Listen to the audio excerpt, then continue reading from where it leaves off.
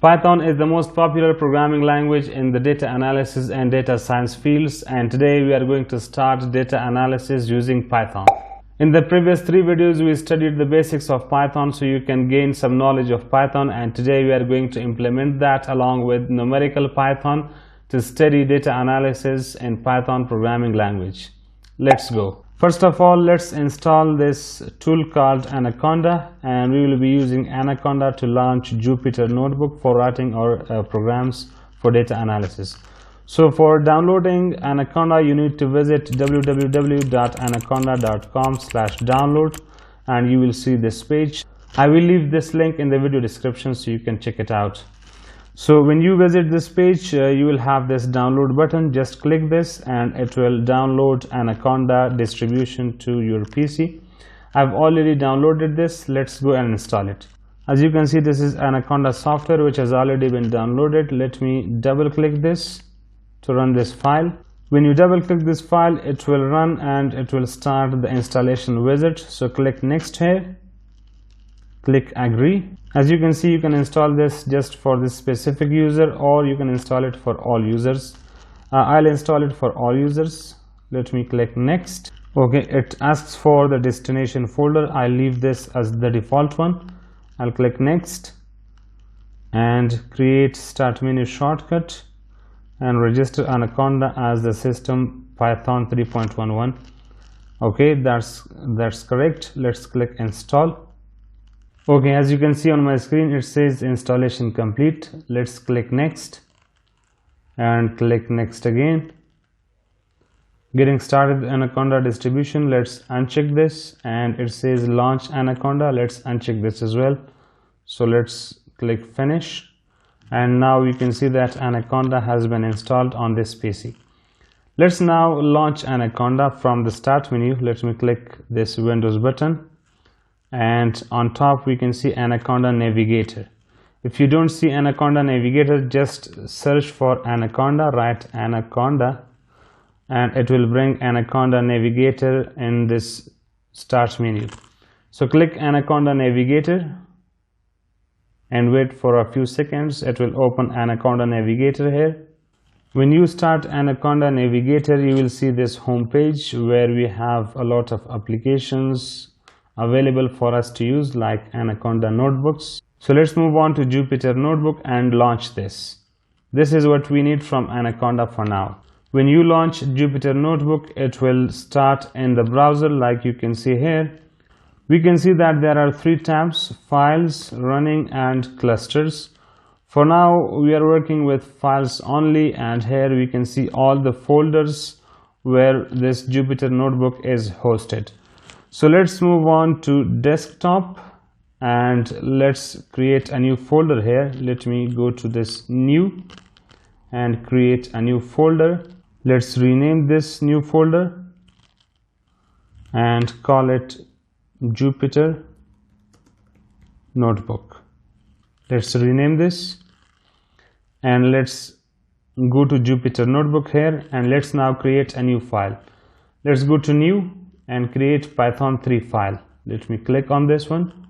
It has now created a new Jupyter Notebook file for us. Let me close this tab because we are working in this new Jupyter Notebook file.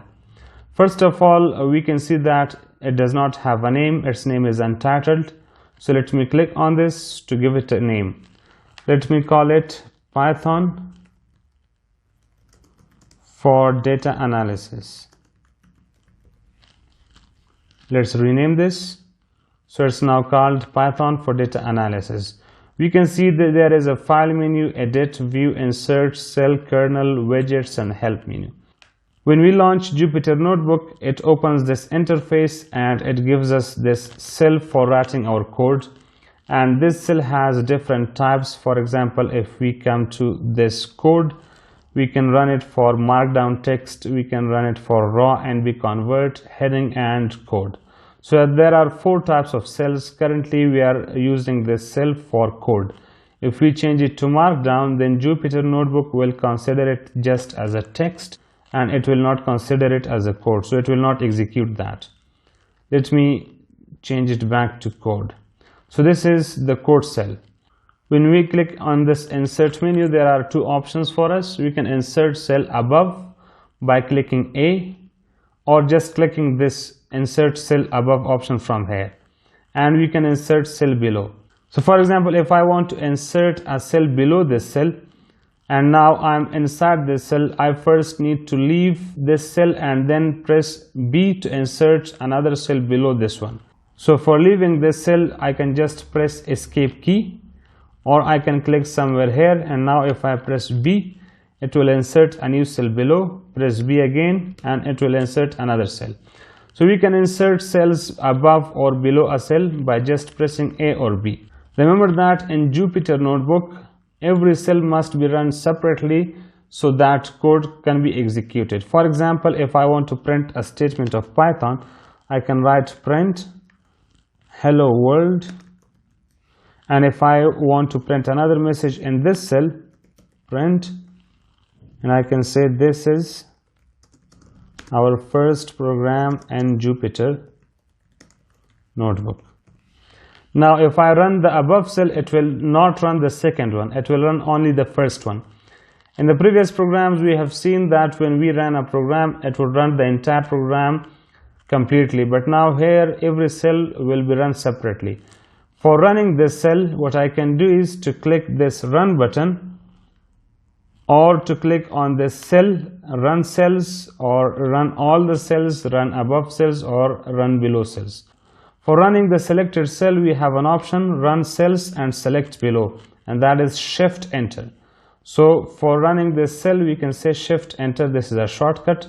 So let me click on this cell and press shift enter.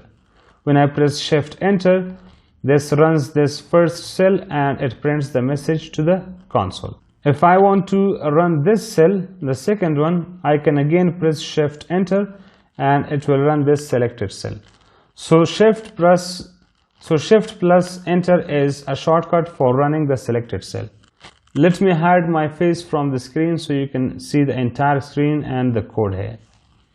So this is how we use cells inside Jupyter Notebook to write our programs. Now that we got familiar with Jupyter Notebook, let's start our data analysis with Python.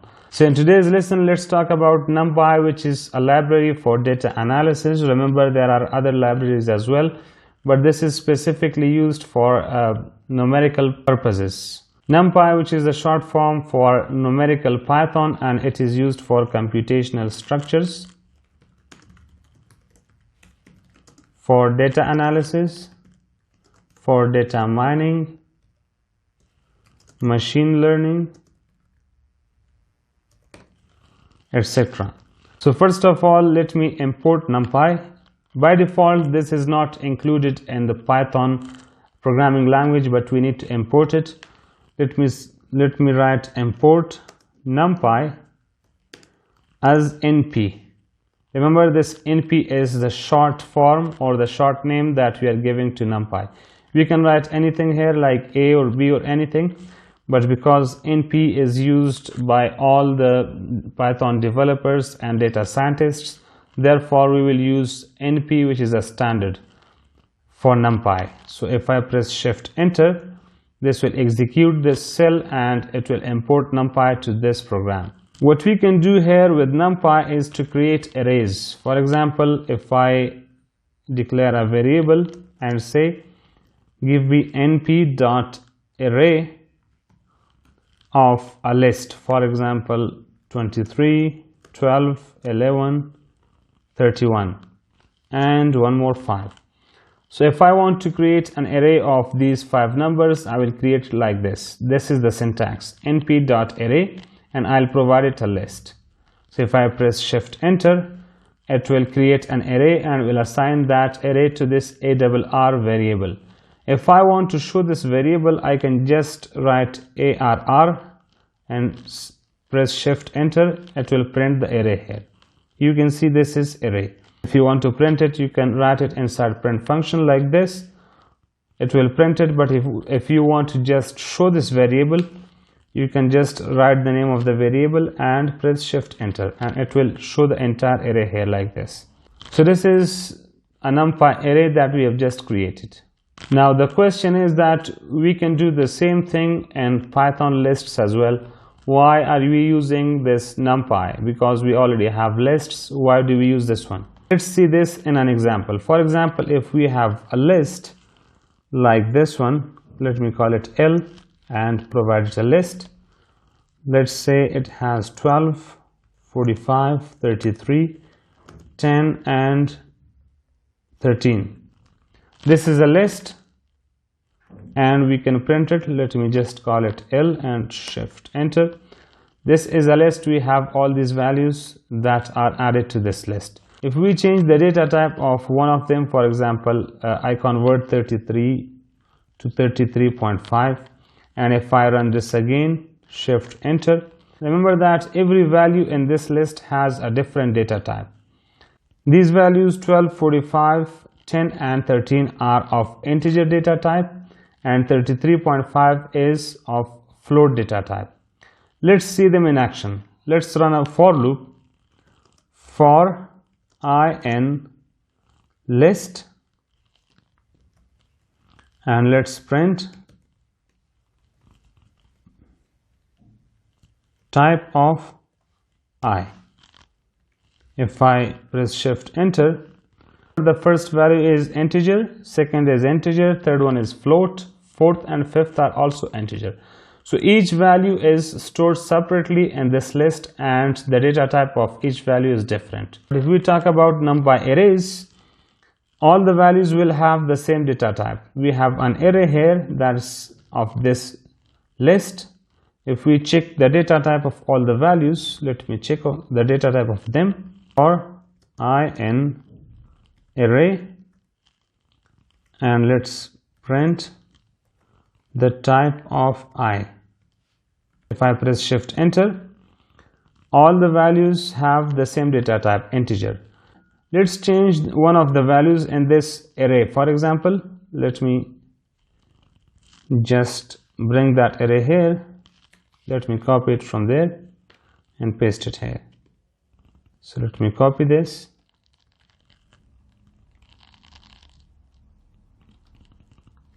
Paste it here and let's change the value 12 to 12.6. So if I run this cell again, all the values have been converted to float. I changed only 12 to 12.6, but remember all the values have been converted to float. If we print this array directly, let me call this array and press shift enter. At the end we can see this is 23.0, 12.6, 11.0, 31.0 and 5.0. All the values have been converted to float. And this is the magic of NumPy. NumPy stores all the values in one data type and changes the data type of all the values to the same data type so it can work efficiently and effectively. That's why NumPy arrays are so fast, and NumPy is a robust library for numerical operations in Python. Let's see another example of the power of NumPy arrays. For example, if we have two lists like A, let's assign some values to this, 10, 20 and 30. Let's make another list. B is equal to 5, 6 and 7. Now let's multiply these two and assign the result to another list, that's C. Let's multiply A with B. Let's run this cell and see the result. If I press shift enter and run this, we get an error and it says that can't multiply sequence by nonint of type list. It means you cannot multiply two lists together. Let's now see if we can multiply two NumPy arrays. Let's create an array. For example, let me say np underscore a. So this is related to NumPy. And let's create NumPy array, np.array. And let's pass that list to this. That's 10, 20 and 30. Let's create another one, np underscore b. And create another array, pass the same values 5, 6 and 7,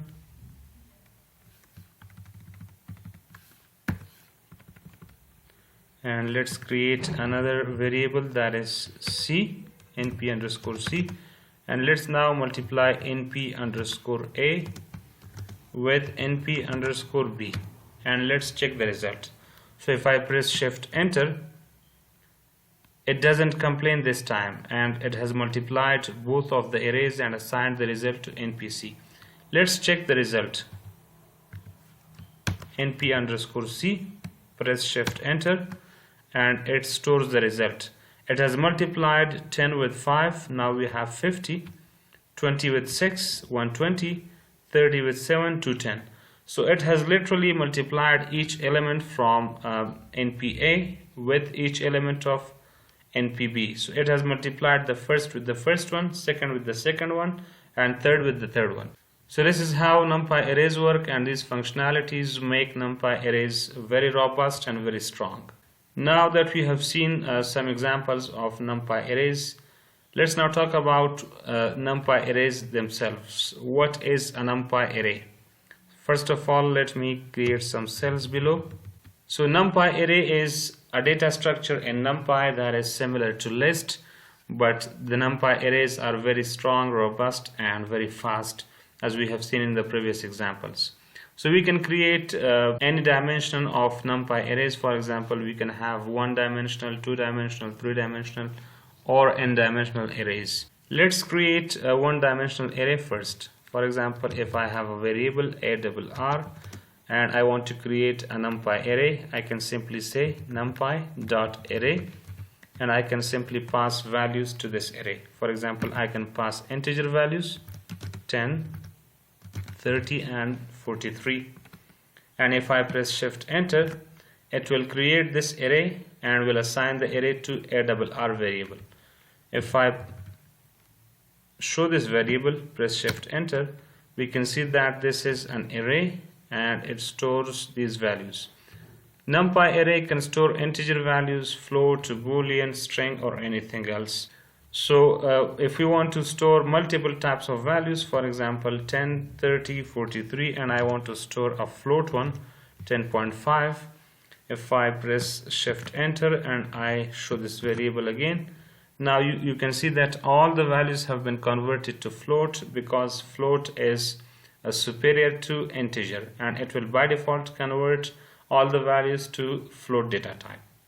If you do not want this behavior of arrays and you want all the values to be converted to integer data type, you can do that as well. So after passing this list, you can say dtype. Here we can see by default it's none, and if we want to change it to a specific data type, we can do that. I don't want this behavior, I don't want all the values to be converted to float. So what I can do is to write dtype and assign integer to this. If I press shift enter and I show this variable again, now we can see that all the values have been converted to integer. These three values were already integer, but the last one, which was float, is also now converted to integer, and this is by force because we passed it integer.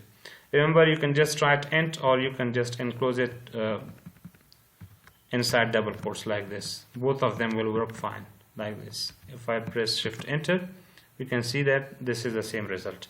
So whenever we pass a specific data type to dtype parameter, then it will stick to that specific data type. If not passed, then it will convert it to a superior data type.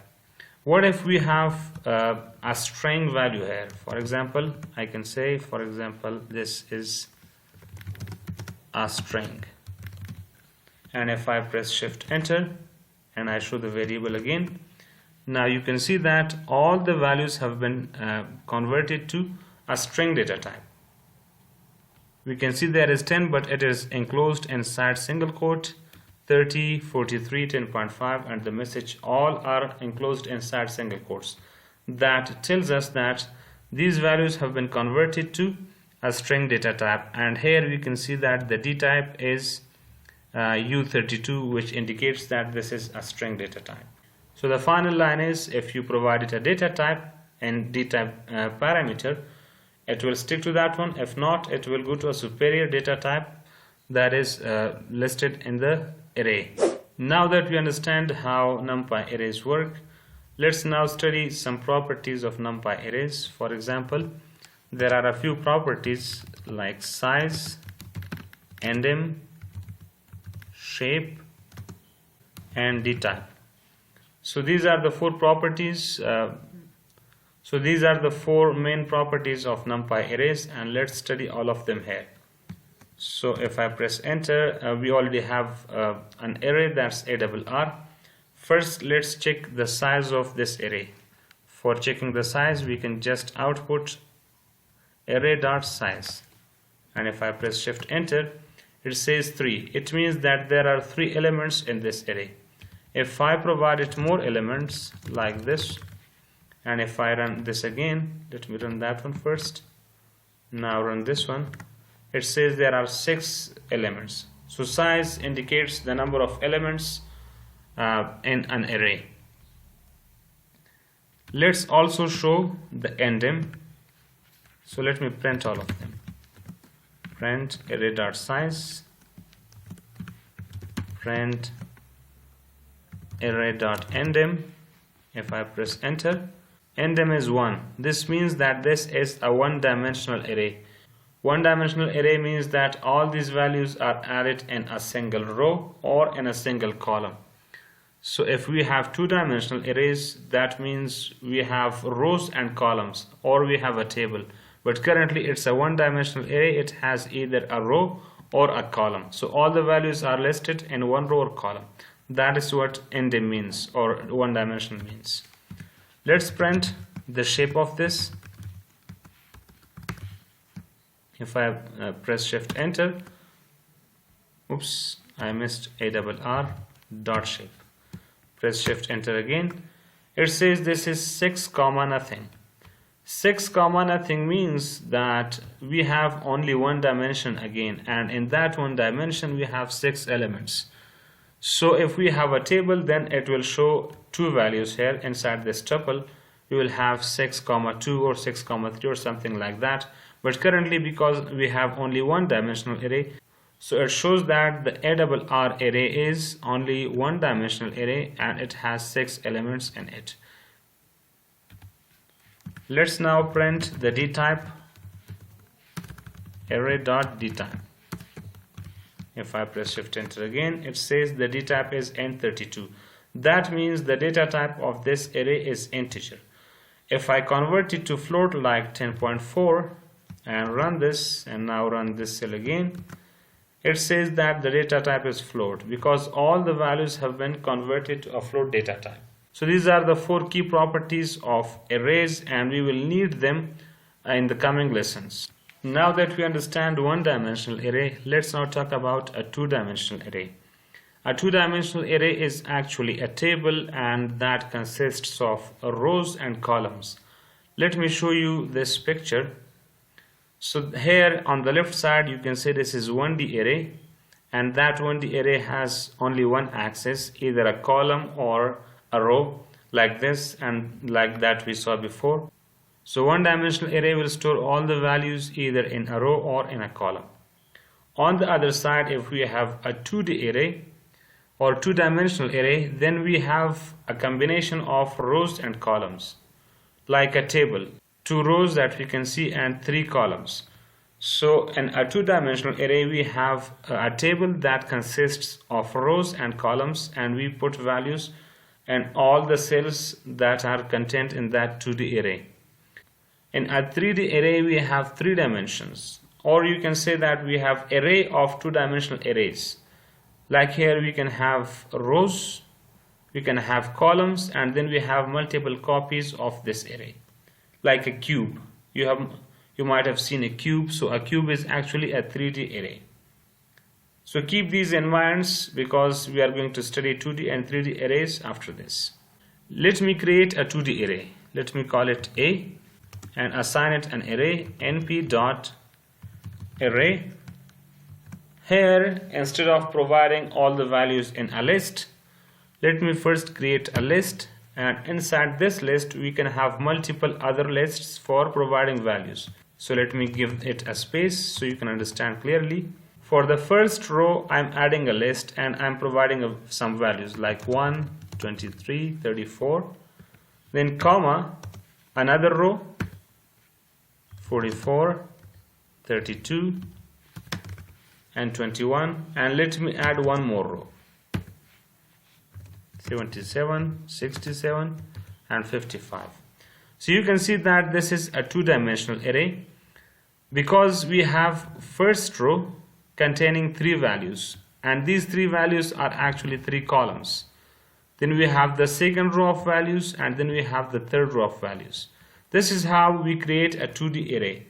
If I press Shift Enter and I run this, it will create a two-dimensional array and will assign that array to variable A. If I print this A variable here and press Shift Enter, we can see that this is a two-dimensional array, and we can understand it from the first 2 brackets here. These 2 brackets indicate that this is a two-dimensional array because the inner bracket shows the row and the outer bracket shows the array itself. So we have two-dimensional array and it has 3 rows in it. Now let's check the properties of this array here in this cell. Let me print a.size, print again a.endem, print a.shape, and print a.dtype. If I press Shift Enter, we can see that the size is 9. We can see that the size is 9. That means there are 9 elements overall in this array, and we understand that because there are 3 rows and each row contains 3 elements. Then we have 2 for endem. That too means that this is a two-dimensional array. Two-dimensional means it contains rows and columns, and the shape is 3 by 3.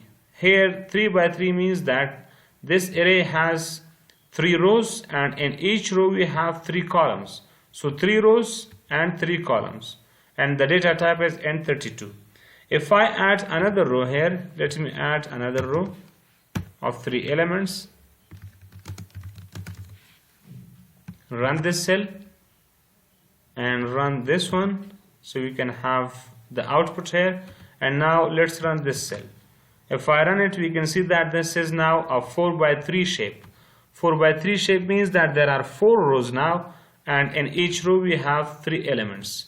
So 4 rows and 3 columns. I hope you have gotten the point. Similarly, we can create a 3-dimensional array as well. For that, what we can do is, let me create another array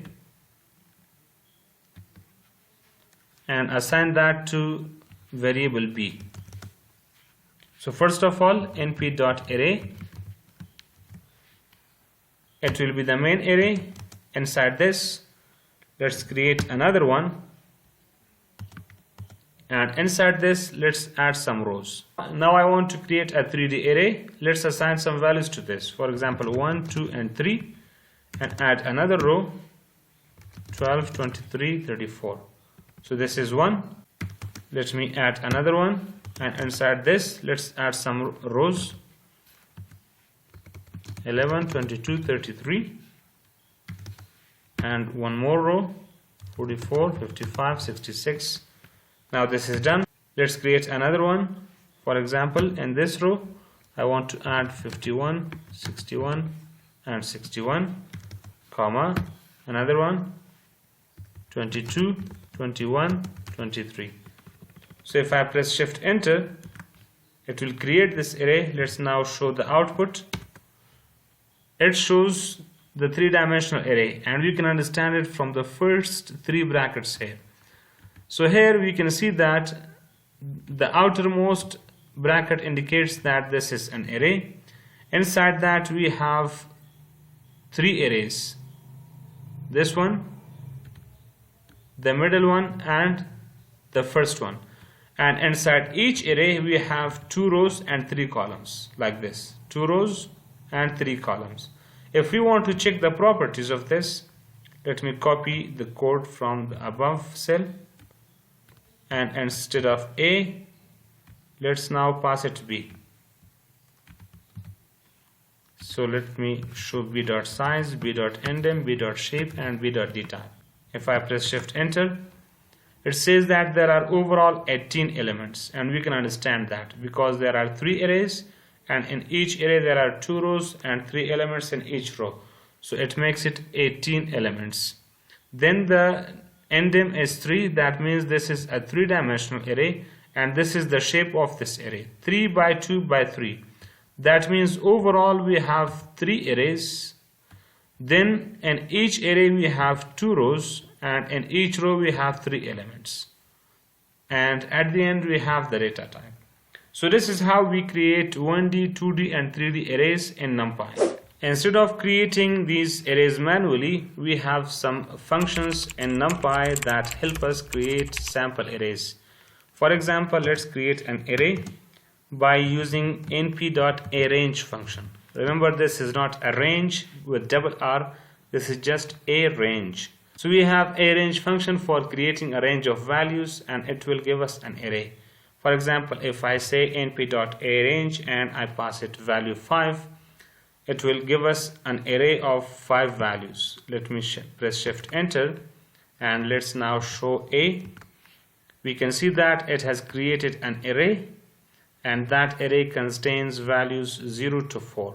Remember, when we pass a value to arrange function, it gives us a range of values starting from 0 till n-1. So n is this 5 and the last value will be n-1, which is 4. So it is giving us a range of values which starts from 0 to 4. We can change this behavior by providing it 2 values. So instead of 5, if I say give me a range from 5 to 15, and if I run this again, run this second cell again, now it gives us values from 5 to 14. Remember, it starts with 5 and gives n-1. Remember, the last value is not included.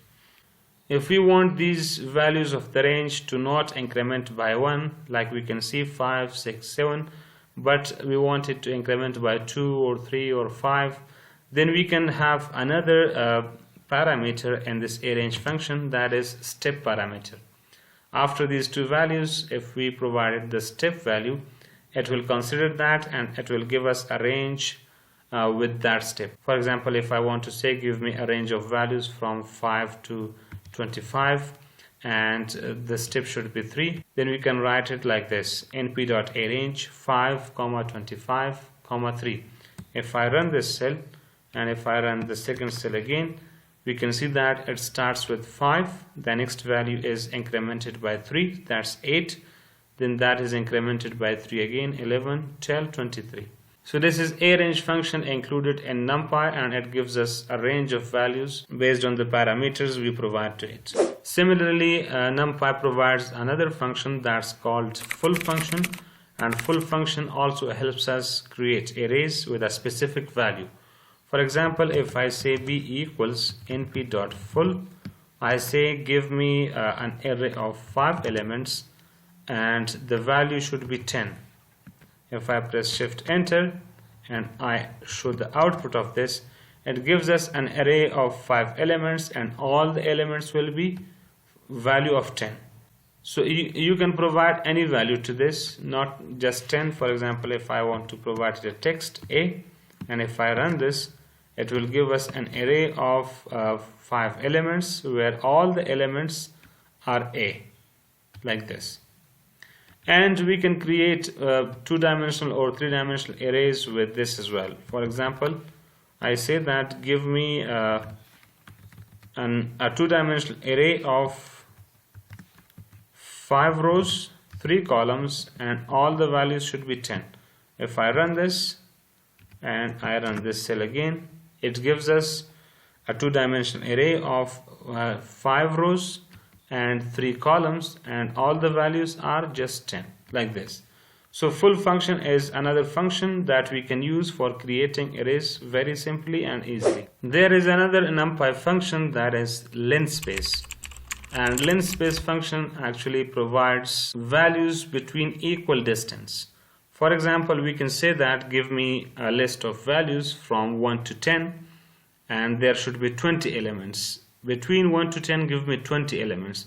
So what it does, it divides 1 to 10 all the values into equal spacing values, and it gives us 20 elements between them. So let's see that in action. For example, if I have a variable c and I provided an array by the use of np.linspace function, I can say start from 1, go to 20, and between these two, or just let me say go to 10, and between these two give me 12 elements. So literally I'm saying that start from 1 and go to 10, it means between 1 and 10 range give me 12 elements, or we can say give me 15 elements, like this. So if I press enter and I write C here, then press shift enter, it gives us 15 elements between 1 to 10, and it will give us equally distanced values between them. For example, it starts from 1, the next value is 1.64, the next value is 2.28. If we subtract the second value from the third one and then the first value from the second one, the difference will be the same. So we have 15 elements between 1 to 10 with equal difference or equal distance, and we can do that with different data types values. For example, I can say start from 1.5, go to 10, and give me 15 values. If I press shift enter, it starts from 1.5 and goes to 10 and gives us these values. We can change these values. For example, from 1.5 to 5.5, give me 15 elements, and it will do that like this, 1.5 to 5.5, and it will give us 15 elements like this. We had studied the Python's random module in our previous lectures. We have another random module in the NumPy library as well, and we can use that for creating arrays.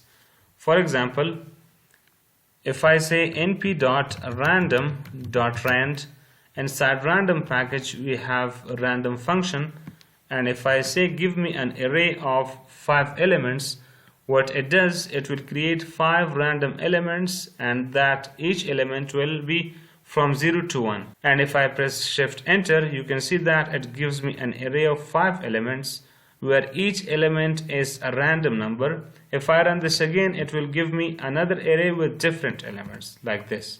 And if I keep running this, it will give me array of different elements, because it gives us random values, and these random values are actually between 0 and 1. So we can say that this returns random values from 0 to 1. And here in the start I added a bracket, and at the end I added a parenthesis. This means that this 0 is included in this range and 1 is not included. It means that there is a chance of 0 coming as a value, but 1 is not included, and we will not see a complete 1 here in these values. So this is how we use random module in NumPy library to create random values arrays. We can have two-dimensional arrays as well. For example, I can say np.random.rand, give me an array of 3 rows and 6 elements with random values. If I press shift enter, it does the same. It gives us an array of 3 rows, 1, then we have 2, and then we have 3, and this is a two-dimensional array. So in each row we have 6 elements. Let me reduce this to 4 so we can see it clearly, like this. So we have 3 rows, and in each row we have 4 elements like this. There is another function in the random module, that is np.random.randn, and this stands for normal distribution. Whenever we use randn function instead of rand, it does the same. It gives us random values, but these random values will be in normal distribution. Normal distribution means that the mean of all these values will be 0 and the standard deviation will be 1. If you understand statistics, then you can understand the normal distribution, standard deviation, and mean. So mean is easy, we have studied that in schools as well. That is an average of all the values, but standard deviation is another thing. So whenever we use randn function, it gives us random values for normal distribution. Let's say give me 5 elements. If I press shift enter, now it gives us random values, and all these values will be for a normal distribution because the mean of these values is 0 and the standard deviation is 1. And similarly we can use this as well for creating two-dimensional arrays. If I press shift enter, it gives us this two-dimensional array of 4 rows and 5 elements. NumPy library's random module also has another function, that is randint. So we can use randint function of random module in NumPy library to create a range of integer values from start to end.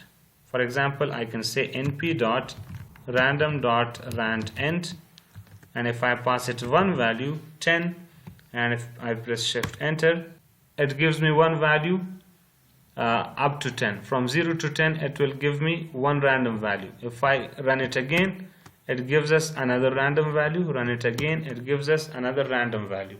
If I provide it start value and end value, it will give me random values between those two.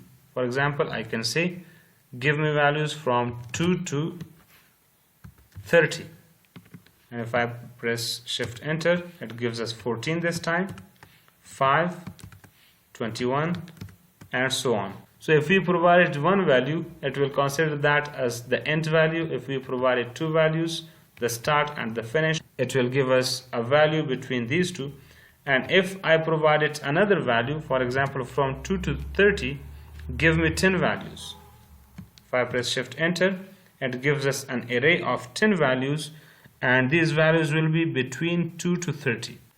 If I want to have more values, not 10, but for example I want to have 100 values, it gives us an array of 100 values like this, and all these values will be between 2 and 30, where 2 might be included but 30 is not included. Instead of this 100, what we can do is to give it a tuple, and that tuple will tell this randint function to give me a two-dimensional array. For example, instead of 100, I can say give me 4 by 6 or 4 by 5 two-dimensional array where each element is between 2 and 30, and let's not make it 2 and 30 but 10 and 30. If I press shift enter, it gives us a two-dimensional array of 4 rows and 5 elements where each element of this array will be between 10 and 30, and you can see that here. Sometimes there will be need for changing the shape of an array. For example, if we have a one-dimensional array and we want to convert it to a two-dimensional array, there we will need to change the shape of that one-dimensional array into two-dimensional. And luckily we have a function in NumPy that's called a reshape function, and that gives us the authority to change the shape of an array from one shape to another. Let's see this in action. For example, if we have an array, let me create it with np.arange function, and let me give it values 1 to 21. So I want to create an array of 20 elements from 1 to 20. Remember, 21 is not included here as we saw before. Let me output that, and if I press shift enter, we have values from 1 to 20. So there are 20 elements in this one-dimensional array, and I want to change the shape of this one-dimensional array to two-dimensional. I can do that by just saying that np.reshape array A in this shape. I can give it a two-dimensional tuple here, for example 4 by 5. These are 20 elements, so we can change it to 4 by 5 two-dimensional array. If I press shift enter, it will give us this two-dimensional array where there are 4 rows, and in each row there are 5 elements. 4 rows and 5 elements. I told it to do it like this. If I want to convert it to an array of 2 rows and 10 elements, we can write it like this, and if I press shift enter, it will give me an array of 2 rows and 10 elements in each row like this. So we can change the shape of an array by using reshape function. What if I tell it to give me a 3 by 6 array from this A? Will it give me a 3 by 6 two-dimensional array or not? Let's see this. If I press shift enter, it complains, and at the end it says that cannot reshape array of size 20 into shape 36. And that's correct, because there are 20 elements and these 20 elements cannot be reshaped into 3 by 6, because 3 rows and 6 elements in each row make it 18, and we have 20 elements in this array, so that's not possible. So we need to give it a dimension that is possible. So instead of 3 by 6 we can say 4 by 5, 5 by 4, or something like that, to make it a 20 elements two-dimensional array. Now that we understand how to reshape arrays, let's move on to the next topic, and that is finding the maximum value and the minimum value in a NumPy array. We can find the maximum value itself, or we can find the index of that. So you can find both of them. The same is the case with finding the minimum value or finding the index of the minimum value. So for example, if I have an array, let me create an array, and let's create it with randint function, np.random.randint. So I want values from 1 to 30, and I want 20 values between this range. So let's create this and display this. So we have 20 values in this array, and all are between the range of 1 and 30. Now we want to find the maximum value and the minimum value in this array, and we also want to find the index of them. So let's check the maximum first, finding the max value and its index. So let me say that, let's print that, print a dot max. Max function is used for finding the maximum value in an array, and our array name is a, that's why I'm writing a dot max. Similarly, if I want to print the index of the maximum value, I can use another function that is called argmax. So a dot argmax. These two functions are used for finding the maximum value or the index of the maximum value. If I press shift enter, you can see that it gives me 26 as the maximum value and 9 as the index of this. So let's see, we have 29, 15, 20, 21, 16, 25, and we have 26 here, and we can see that all the values are lower than 26. So 26 is the highest value, that's why we get it with the max function. Now let's check its index. 20 is at 0, 9 is at 1, 2, 3, 4, 5, 6, 7, 8, 9. So it's in the index 9, and we can get the index by using a.argmax function. Similarly, we can find the minimum value, finding the min value and its index. So I can say that print a.min. This time I'm using the min function, and as you might have guessed, we can use a.argmin for getting the index of the minimum value in this array. If I press shift enter again, we can see that 2 is the minimum value or the smallest value, and it is at index 18. We can see that this is 2, the minimum value, all the values are higher than this value, and it's at index 18. 4 is at index 19, that's the last index, but 2 is at index 18. Remember that we can apply the same functions on 2D or 3D arrays as well. So for example, if we have this as a 2D array, let me make it 2D, 4 by 5, and press enter. Now if I run this function again, so we can see that this is a 4 by 5 2D array. If I run this cell, we have the same output. 28 is the maximum value, and it's at index 5. So there is 28. We start index from the first value 0, then 1, 2, 3, 4, and 28 is at index 5. Same is the case with the minimum function. If I run this, we get 1 and 1. It means 1 is the smallest value, and it's also placed at index 1. So we get this one. We can concatenate multiple arrays as well in NumPy, and we can do that if we have 2 or more arrays and we want to join them or concatenate them together. We can do that as well by the use of concatenate function. For example, if I have an array of a, for example, let me say np.array, let's create a simple array manually, 23, 34, 45, and similarly I have another array, np.array, and let's make it 12, 11 and 13. If I want to concatenate both of them and make them one array, we can do that as well. First of all, let me print both of them, A, and then print B. Let's run them. We can see both arrays are displayed. Now I want to concatenate them and assign them to another array. So I can do that with np.concatenate, and here inside a list I can say concatenate A comma B. If I press shift enter, this will run, and now if I want to display C, I can display it like this. We can see that the first array that we mentioned in the concatenate function has been placed in the first place, and the array B, which is coming second, is placed in the second place. So we get a third array by the use of concatenate function. What if we have a two-dimensional array like this one? For example, let me make it a two-dimensional array of 2 rows and 3 columns like this, 1, 2, 3, and I have another row here, for example 5, 6 and 7. So let's print both of them. Okay, I missed adding brackets here, so let me add them and run this. Okay, so now we have two arrays. The first one has 2 rows and 3 columns. The second one also has 2 rows and 3 columns. If I want to concatenate them, I can concatenate them like this. Let me run this cell.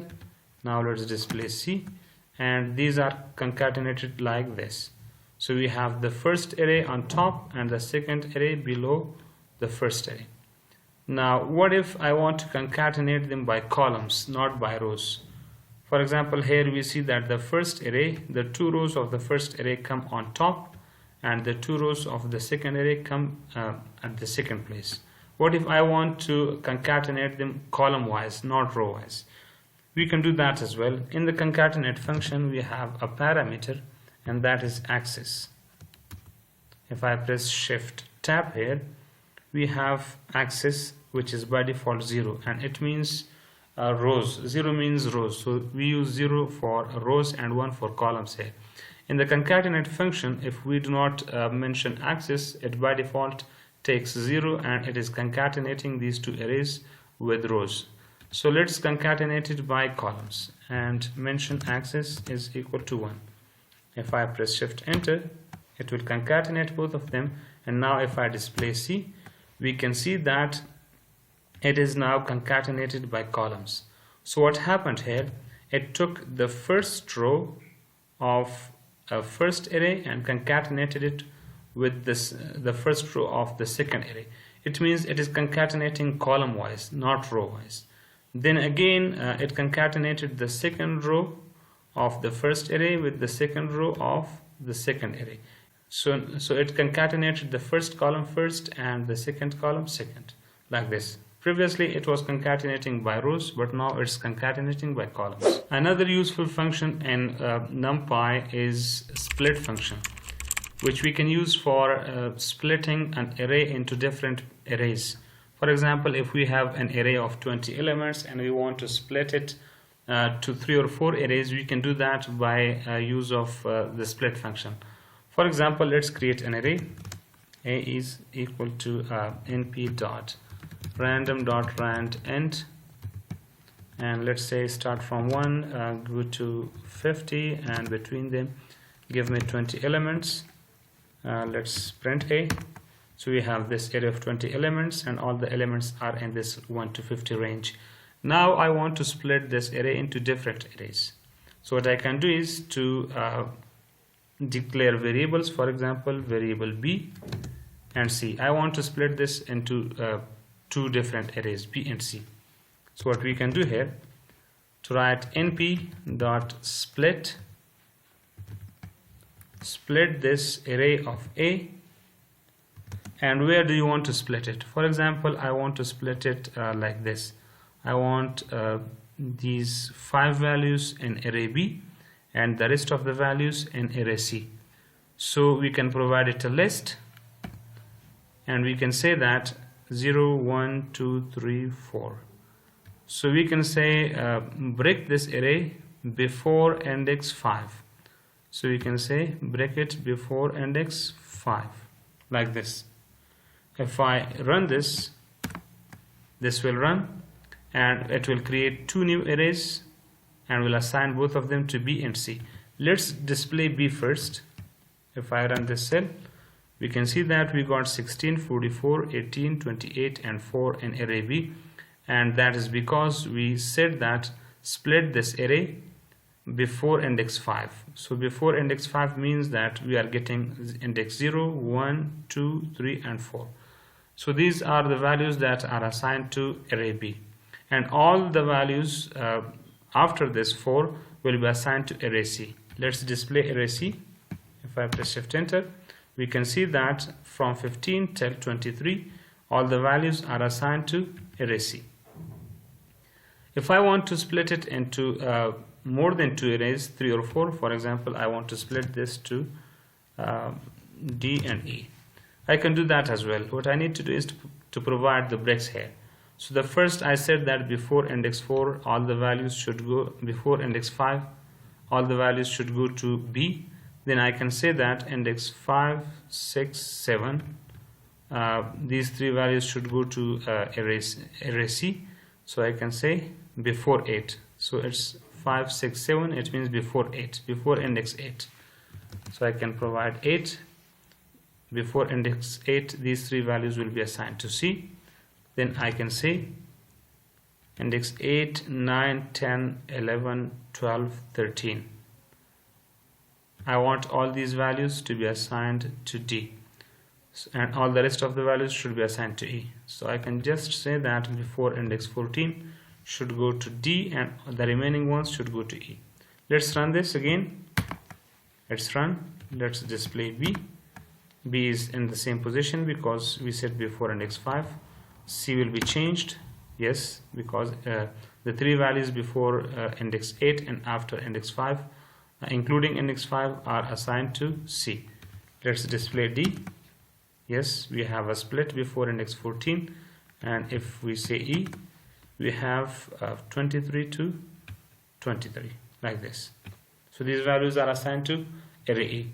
This is how we use the split function in NumPy. There is another way to use split function. For example, if you want an array to be split into equal pieces, we can do that as well. For example, we have 20 elements and we want 4 arrays of 5 elements in each array. We can do that as well.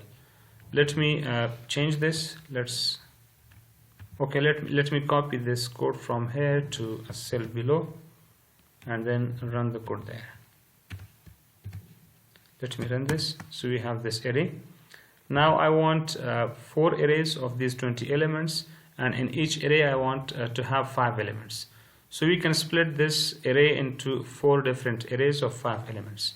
Let's say B, C, D and E should be assigned these arrays. np.split. I want to split array A into 4 pieces. If I run this, it is run and the arrays are assigned to B, C, D and E. Let's print all of them. Print B, C, D and E. Let me run this. So these are the arrays. The first array B has 5 elements, the another one has 5, 5 and 5. So these values are now assigned to these 4 different arrays. We can also split 2-dimensional arrays. For example, if we have an array np.array, let me create it manually. Let's add some rows here, 1, 2 and 3. The second row is 12, 23, 34. The third row is 21, 32 and 43. Let's create another row, 5, 6, 7 and one more row, 77, 88 and 99. So we have 5 rows in this 2-dimensional array and 3 columns. Let's display this first. We have 5 rows and 3 columns in each row. I want to split this. Let's split this into 3 pieces. So we can say B, comma C, comma D is equal to np.split. I want to split array A into 3 pieces. So first of all, I can say give me an array before index 1. So this is index 0 and this is index 1. The second row is at index 1. So if I specify 1 here, it means we will get only the first row from this array, and it is in index 0, that's why we are getting this one. So I can say that give me a row which is before index 1, and that will be the first one. Next, I want to get these 2 rows. So these 2 rows are at index 1 and 2. So if I specify index 3, it means we are getting these 2 before index 3. If I say 3, it means before index 3. And then I'll leave the other 2 to be assigned to array D. Let's run this and see what happens. Yes, it's run successfully. Now let's display B, comma C, comma D. So yes, the first row was assigned to array B. The second row and the third row, which are at index 1 and 2, were assigned to C, and the remaining ones were assigned to D. Let's display them separately so you can see them. So this is the first one, which is assigned to B. The second and third row are assigned to C, and the last 2 are assigned to D. We can do the same thing that we did in a one-dimensional array to specify the axis. For example, I can say axis is equal to 1. If I press shift enter and now I show B here, we can see that 1, 12, 21, 5 and 77 were split. So we have 1 from first, then 12, 21, 5 and 77. So it means the first column from all the rows is gotten from this array and it was assigned to B. Same is the case with C.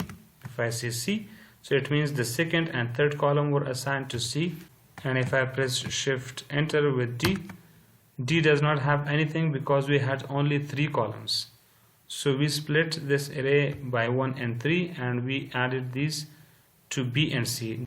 D is empty because there are no other columns. Now that we understand most of the topics in NumPy arrays, let's talk about indexing and slicing. For example, if I want to access a specific element in an array, how can I do that? For example, let's have an array. Let's say np.random.randInt.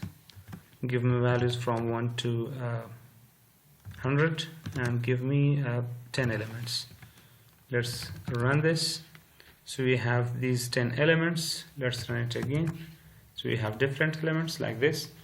I want to access this 88. How to access this? I want to print this one only. I don't want to print all the array.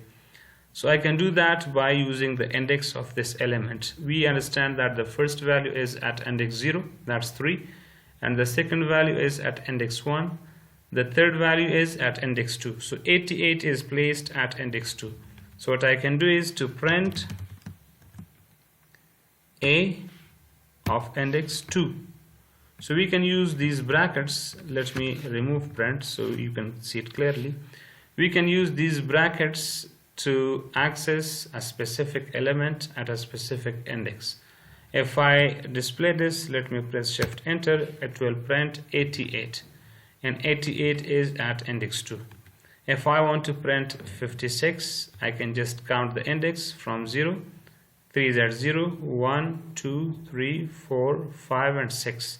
So it is at index 6. If I say 6, it will print 56. What if I want to print all the values one by one and print all of them? We can do that as well by the use of a loop. For example, for I in A print I. If I press shift enter, we can see that it is printing all the values one by one. 3, 38, 88, 10, 13. We can also use negative index to access elements of array. And negative index starts from -1. It means the last item in this array is at index -1, 76 is at index -2, and 24 is at index -3, and so on. Let's print the last one. I want to show A -1. If I run this cell, it is showing 13, which is at -1. If I change it to -2, it will print 76, and so on. So this is how we access an element of an array. What if we have it as a two-dimensional array, like let me say 2 by 8. If I run this, so we have this two-dimensional array where we have 2 rows and 8 columns in each row, or 8 elements in each row. So what we can do is to access an element of this array by use of the index position. For example, if I want to access this 64, we can count it from 0, 0, 1, 2, 3.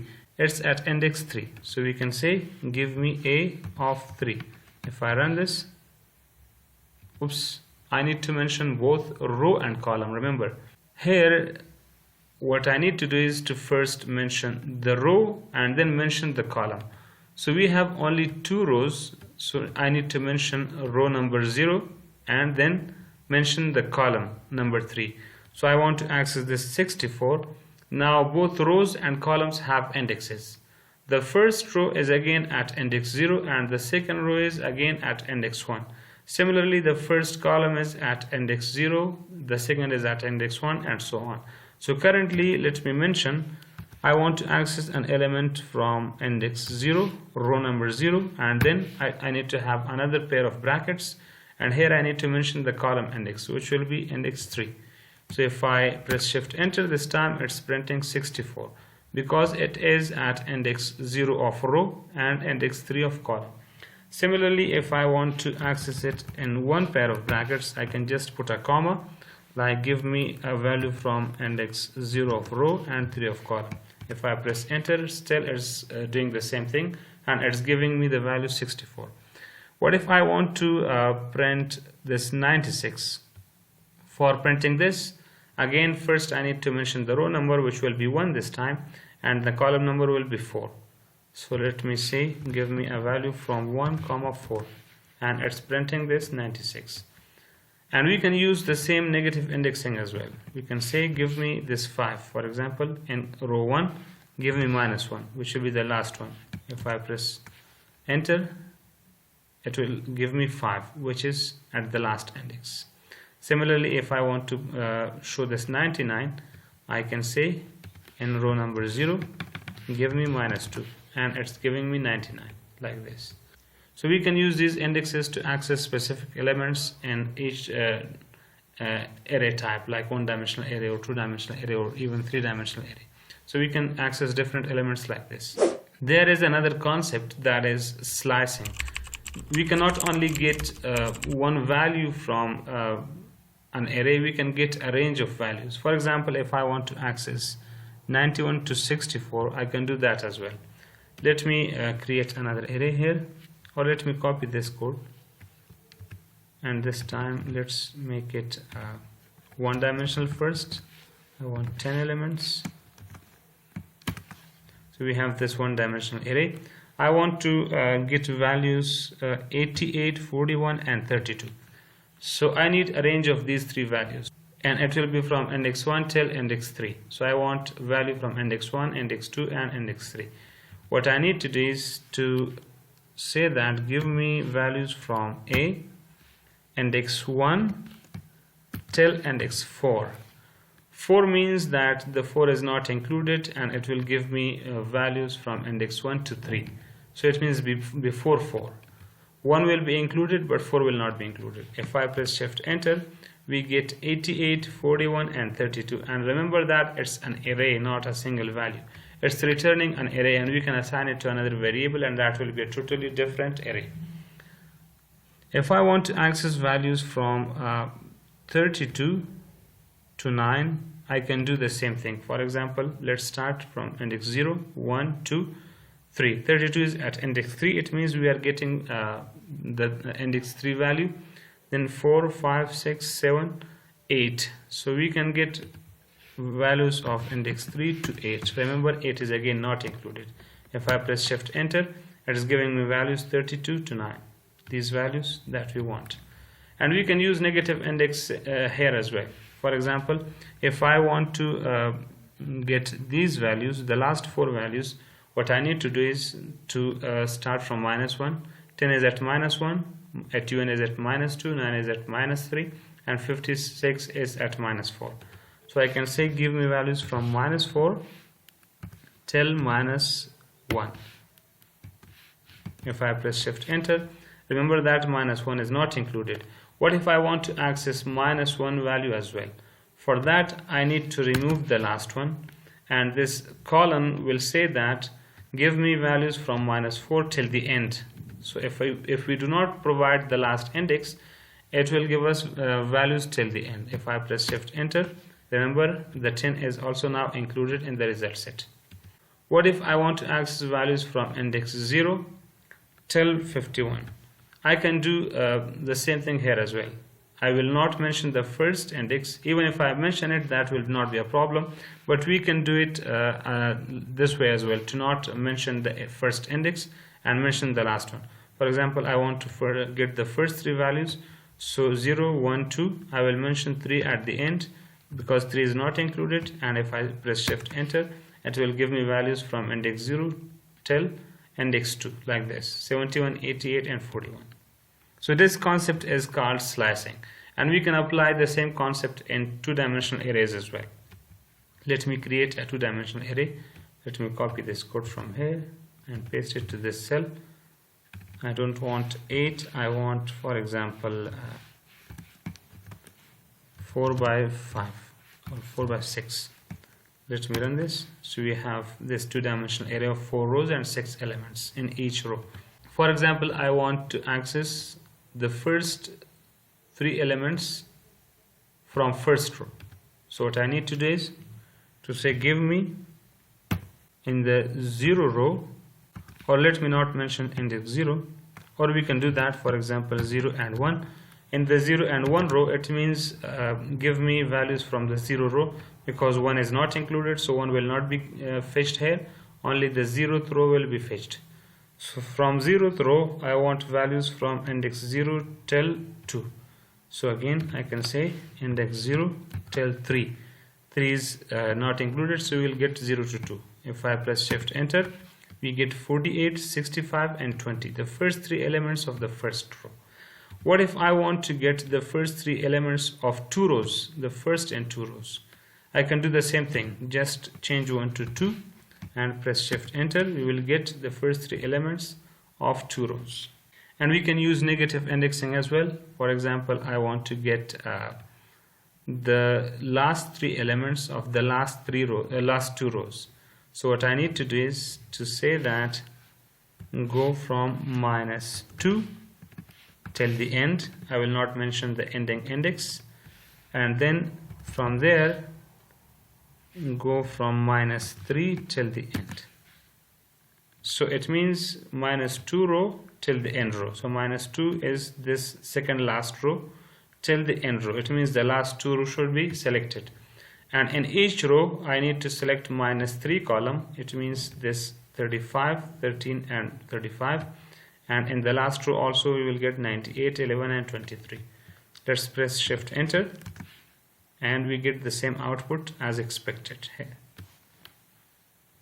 So we use slicing techniques to get a portion of arrays either from single dimensional array or two-dimensional array, or we can apply that to three-dimensional array as well. We can also fetch specific values based on a masking or a specific condition. For example, we have this array of 10 elements that you can see, and I want to fetch only those values from this array that meets a specific criteria. For example, I want to fetch all those values that are less than 40. So we can do that as well. How can we get those values? Let's do that. First of all, we need to mention the array, then the brackets, and inside the brackets we need to mention our condition. Here let me give them a space.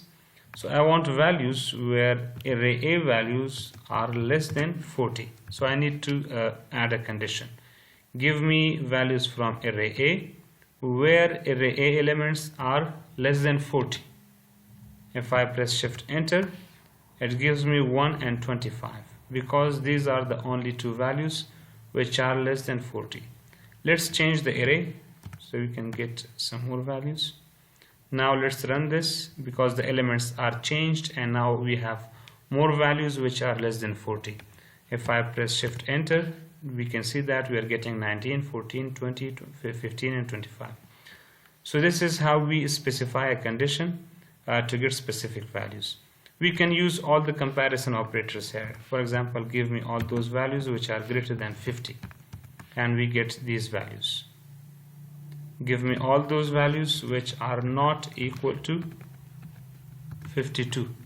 So if I press shift enter, it will give me all the values except 52. See, 52 is not included here. All the remaining values are included in this result set. We can also add multiple conditions. For example, I can say give me all those values which are less than 70 and greater than 20, for example. So give me all those values which are greater than 20 but less than 70. So we need to specify two conditions. For specifying two or multiple conditions, we need to specify each condition in a pair of parentheses like this. So I can say give me values from array A where A is greater than 20, and we need to specify this AND operator to provide this array multiple conditions, and another pair of parentheses, and I need to specify another condition. A is less than 70 like this. So we are adding two conditions. Give me all those values from array A where array A elements are greater than 20 and they are less than 70 like this. Let me run this and we get 52, 51 and 25 because these three values are meeting this criteria that we have provided. And we can extract these conditions outside this brackets as well. For example, let me give this variable a name, mask, and let's assign these conditions to this mask. And now instead of conditions we can specify mask, and if we run this we get the same output. And we can extend this list of conditions by providing and providing another condition. For example, where A is not equal to 51, for example. Give me all those values where A is greater than 20, A is less than 70 and A is not equal to 51. So we are kind of removing this 51 and we are just leaving 52 and 25 here. Let's run this again and now we have 52 and 25. So we are using this masking technique to get specific portions of NumPy arrays based on specific conditions. Now that we understand most of the concepts of NumPy arrays, let's now move on to arithmetic operations. For example, I want to add a specific value to all the elements in an array, or I want to subtract a value, divide all the elements by a value, and multiply all the elements with a value. We can do that as well. For example, let's create an array A, np.random, or let's create it manually, np.array.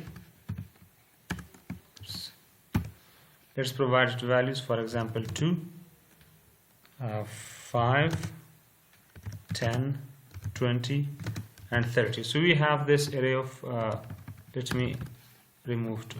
So we have this array of 4 elements. Let's display this. I want to add one value to all the elements of this array. What I can do is to say that give me A plus 10. I want to add 10 to every element. If I run this, we can see that it's very easily adding 10 to each element. So 5 will become 15, 10 will become 20, 20 will become 30 and 30 will become 40. Similarly, if I want to subtract a value from A, I can do that as well. Remember, this will not change the array A itself because we are just displaying it. If I run A again from here, or let me run it here, it is the same array, it's not changed. If I want to change it, I need to assign this result back to array A, but I'm not assigning it because I just want to display this. Let's get A minus 3. If I run this, we get 2, 7, 17 and 27. So 3 is subtracted from each element. Similarly, if I want to multiply each element by 2, I can do that. 5 by 2 is 10, 10 by 2 is 20, 20 by 2 is 40 and 60. If I want to divide all the elements by 5, I can do it similarly like this. So we have 5 by 5 is 1, 10 by 5 is 2, and remember that in Python the result of a division operation is always a float. So that's why we see 1.0, 2.0, 4.0 and so on. What if we have two arrays and we want to add both of them together? For example, let's say we have an array A and it has, let me say, np.array. It has values 1, 2 and 4, and we have another array B, that's np.array. We have 10, 12 and 23. Let's run this. So we get these two arrays. Now I want to add these two, so I can say A plus B very easily, and if I run this, we can see that the resulting array has elements that are the result of A plus B. So 11 is actually 1 plus 10, 14 is 2 plus 12, and 27 is 4 plus 23. And we can use all the arithmetic operators here. So instead of A plus B, I can say B minus A as well. If I press shift enter, so we get 10 minus 1, which is 9, 12 minus 2, which is 10, and 23 minus 4, which is 19. And we can use multiplication operator and division operator here as well. What we achieved by the use of arithmetic operators, we can achieve the same thing by the use of arithmetic universal functions which are included in NumPy. For example, let me create an array, np.array, and let's assign some values like 10, 20, 30 and 40. I want to add a value to these values. I can do that with arithmetic operators that we saw before, and we can do that by the use of universal functions. For example, I can say np.add, and I want to add value 5 to all the elements. If I press shift enter, I did not mention the array, so let me mention array first. I want to add 5 to array A. If I press shift enter, now it's adding 5 to each element of array A. So 10 will become 15, 20 will become 25 and so on.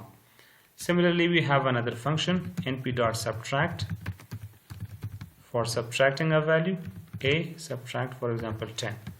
If I run this, we get this result. It is actually subtracting 10 from each and every element of array A. And we can multiply as well by the use of np.multiply. Multiply each element with 3. Remember, we need to mention array A and press shift enter. So it's multiplying every element with 3.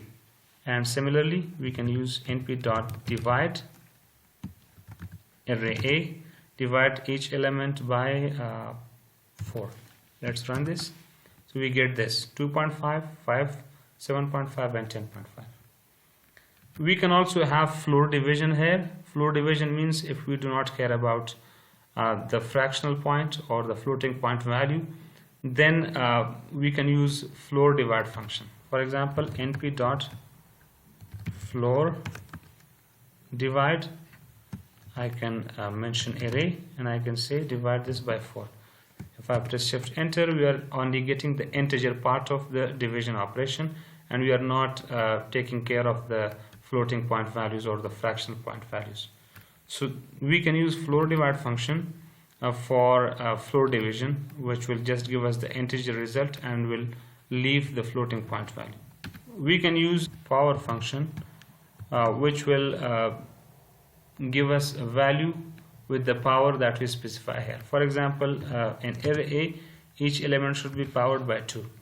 So let's bring that array here. Remember, the original array is 10, 20, 30 and 40. And if I press shift enter here, oops, I missed spell this. This is power, not pow. If I press shift enter again, now we are getting 100, 400, 900 and 1600. Let's print array A first. So array A is 10, 20, 30, 40, and now we are getting each value to the power of 2, like this. We can use the np.mod function. For example, np.mod, divide each element of A by 4, and give me the remainder. Remember, modulus operator or mod function is used to get the remainder of a division operation. Here this mod function will divide each element of a by 4, and it will not give us the result, it will give us the remainder. For example, if we divide 10 by 4, so we get 2 point something. The point something which is remaining, we will get that value here. For example, if I press shift enter, it says 2024. What it means that it divided 10 by 4 and the remainder was 2, so it gave us 2. 20 by 4 is equally divisible, the remainder is 0, that's why we are getting 0. 30 by 4, if we divide 30 by 4, we get 7. 7 by 4 is 28, so 2 is remaining there, that's why we are getting 2 here. And 40 is fully divisible by 4, that's why we get 0 here. So this is a mod function. We can use square root function here as well. For example, np.sqrt, give me the square root of each element of a. If I press shift enter, it's giving square root of each element. So the square root of 10 is 3.16, square root of 20 is 4.4, square root of 30 is 5.4, and square root of 40 is 6.32 and something. So we can use sqrt function to get square root of each element of an array. Now that we understand all the arithmetic operators and arithmetic functions, let's now move on to statistical functions. We can use statistical functions on NumPy arrays. For example, we have a function mean, we have a function median, we have standard deviation. We use all these statistical functions on arrays. For example, let's create an array, np.array. So let's say 10, 20, 30 and 40. So this is an array. Let's print this. We have this array. If I want to get the sum of all these elements, I can use np.sum function, and I'll provide the array to this. If I press shift enter, it is giving me a sum of all the elements. So 10, 20 is 30, 30, 30 is 60, and 40 is 100, like this. We can use the mean to get the average of these 4 values. So I can say np.mean, give me mean of a. If I press shift enter, it says that the mean is 25 because we have 4 values, total is 100, 100 by 4 is 25. We use np.median to get the median value from these 4 values. Let's press shift enter, and again it says the median is 25. Here, how this gets 25? Actually, median is the middle value. First of all the values are sorted, and now we already have this array as sorted array. So then it picks the middle value. Because there is no middle value, so what it does, it sums 20 and 30, which is 50, and then divides this by 2. For example, if we had another value like 13, like this, let me press shift enter, and now if I run this median function, it is giving me 20, and it is giving me 20 because it first sourced this array. So the first value will be 10, the second value will be 13, the third value will be 20. So 20 will be in the middle of these values, that's why it picks the middle value 20. So remember, median always picks the middle value. If the middle value is not there and we have even number of values, then it picks the middle 2 values, sums them together and divides them by 2 to get the median. Similarly, we can use np.std function to get standard deviation. Remember, standard deviation is a complete statistical operation. If you do not understand standard deviation, please search for this, you will understand it. It's an easy concept. And we have variance as well. np.var, give me variance of a, and it's 123. Remember, standard deviation is square root of np.var. So standard deviation in statistical operations is square root of variance. Let's get the square root of 123.04 and then we will understand. For example, I can say give me np.square root of np.var a. So I'm literally getting the square root of this value. So if I press shift enter, remember it's the same thing like standard deviation. So standard deviation is the square root of variance. I think we have covered most of the topics in NumPy library, and this is now the time for solving 2-degree equations in mathematics. So we can use the power of NumPy to solve 2-degree mathematical equations. For example, if we have an equation, and now let's paste it here and make it markdown, run this as well. Yes, so we have these two equations. First of all, let's find the coefficients. So let's assign it an array, np.array. So it will be a two-dimensional array because we have two equations. In the first one, we have 3, 5.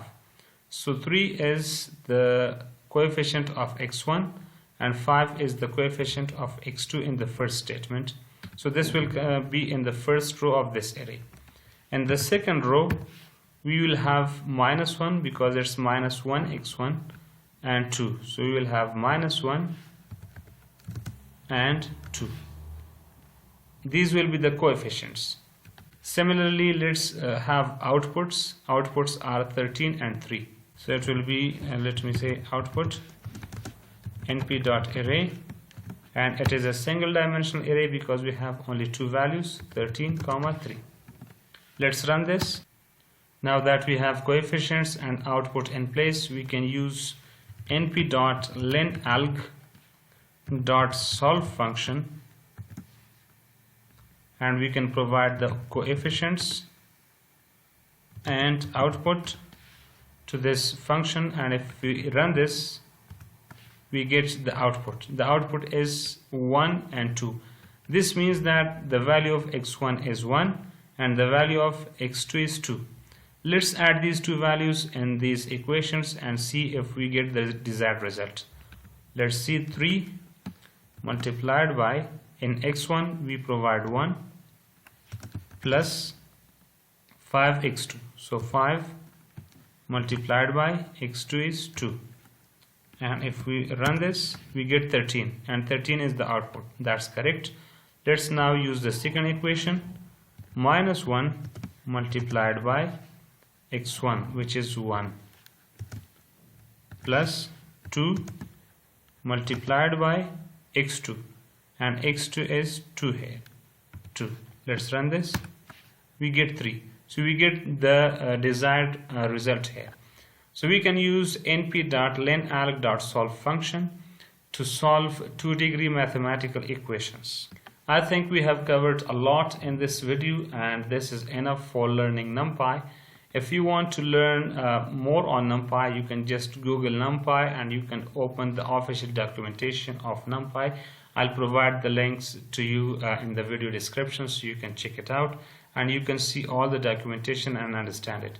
But I've taken most of the useful stuff from NumPy and I explained it in this video. I hope you have understood all the concepts. So that's it for today. Today we learned all the parts of NumPy that we need for data analysis in the coming projects. After this, you will have pandas in the next video, and after that you will be working on an end-to-end data analysis project using NumPy, pandas and Python.